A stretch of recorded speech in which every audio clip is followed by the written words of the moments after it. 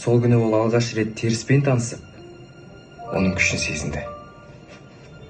Теріс деген не деп отырған шығарсыздар?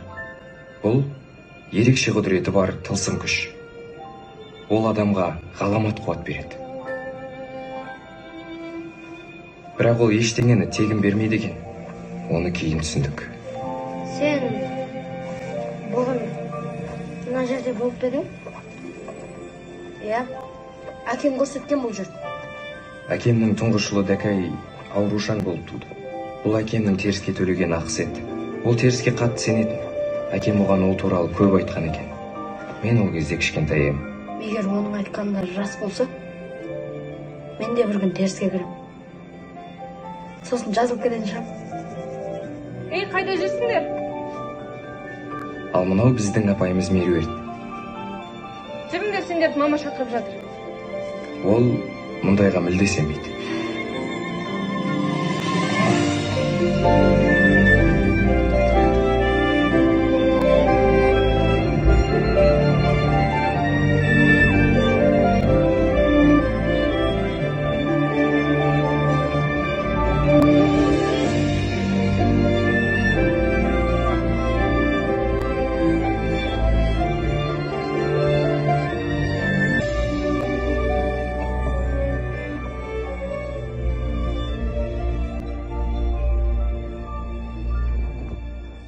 Бәрі дұрыс өткен сияқты.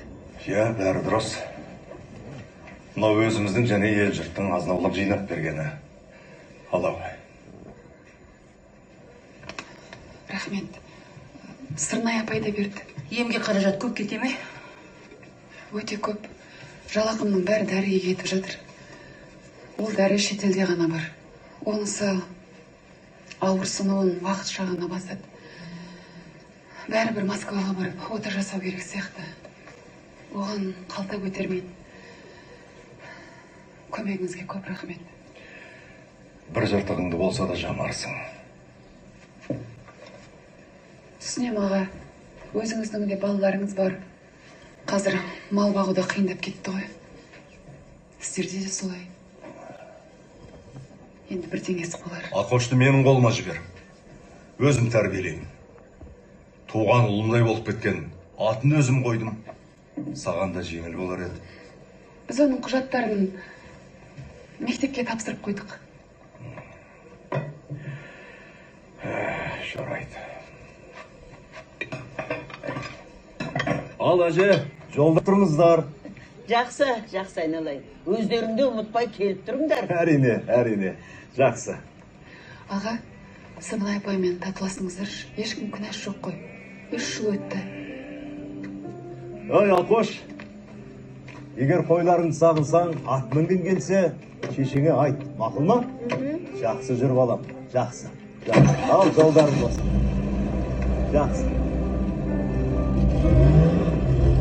Барқыт белде қой дегенің жетеді ғой. Ал Омарғали ата маған әлемдегі ең қатал адам болып көрінеді.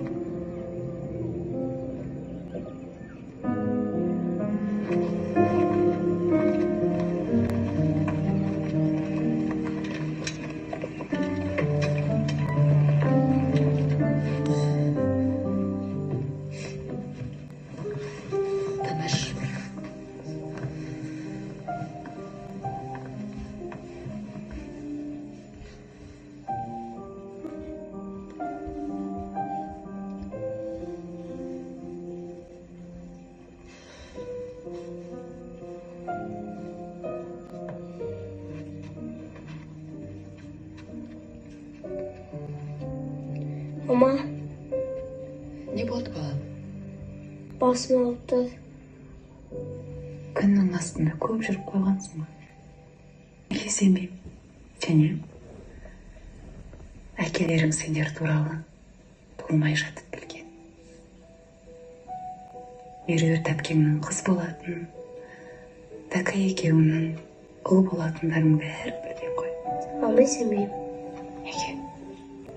Егер тегіс шын болатын болса, Дәкай баяғыда жазылып кететін еді ғой. Жазылады балам. Ол міндетті түрде жазылады. Қастарыңа жатайыншы. Кел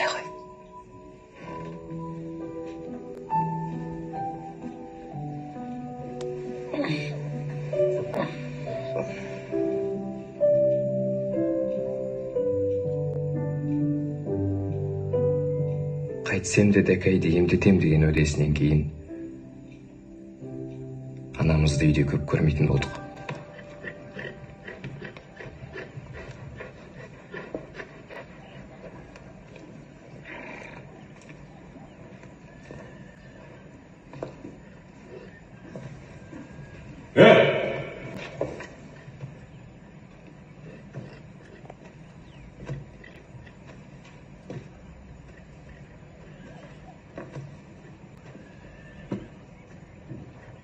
Не қылып жүрсің? сәлеметсіз бе? Барқытбелдегі көршілерім сіз процентке ақша береді деп еді. Көктұмалықтарға берем, я. Қарызды қайтару үшін Барқытбелге баратын уақытым жоқ. Мен өзім әкеп берем. Шын айтам. Бәрің сөйтіп айтасыңдар. Бұл ауылдың тең жартысы маған қарызды кейін.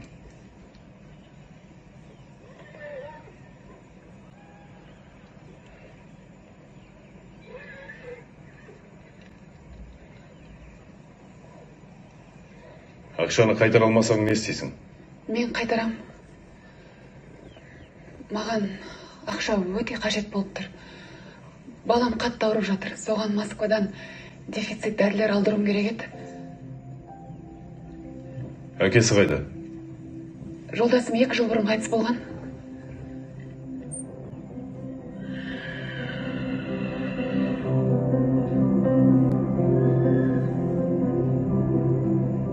Сол күннен бастап мамам ерте кетіп, үйге кеш оралатын болды.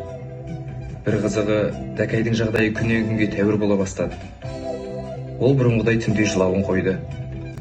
Тіпті менімен бірге көшеге шығып балалармен көбірек ойнайтын болды.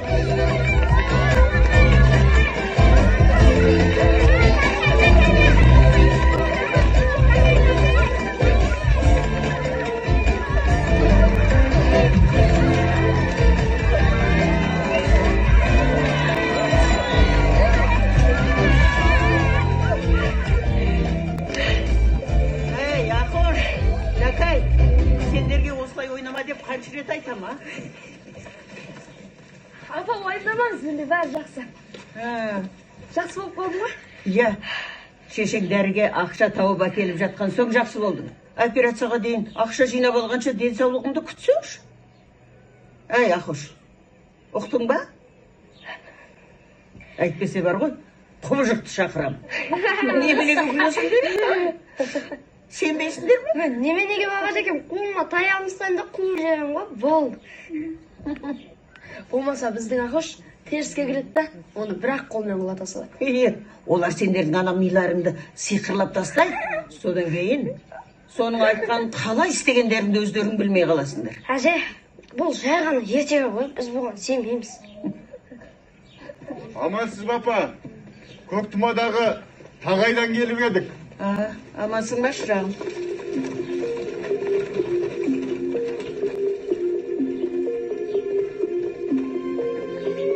Мына жылқы анамыздың қалың мал ретінде әкелген ат екенін Дәкәй екеуміз кешке білдік. Көктұмадағы бір жылқышыдан екен.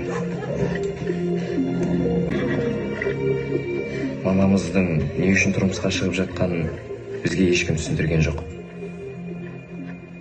Келесі апта бойы анамыз үйлену тойына дайындалумен болды. Бұл күндер ол бізбен бірде-бір рет сөйлескен жоқ. Және ештеңе түсіндірмеді. Мен әжемнің жылап жүргенін көрдім. Біздің туыстардың да көңілсіз жүргенін байқадым. Анамның да сондай бақытсыз болып жүргенін анық көрдім.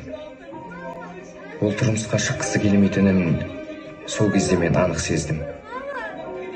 Бірақ неге тұрмысқа шығып жатқанын түсінсем бұйырмасын. Ақылдарың бар ғой. Осы жерде отыра тұрыңдар. Жарай ма?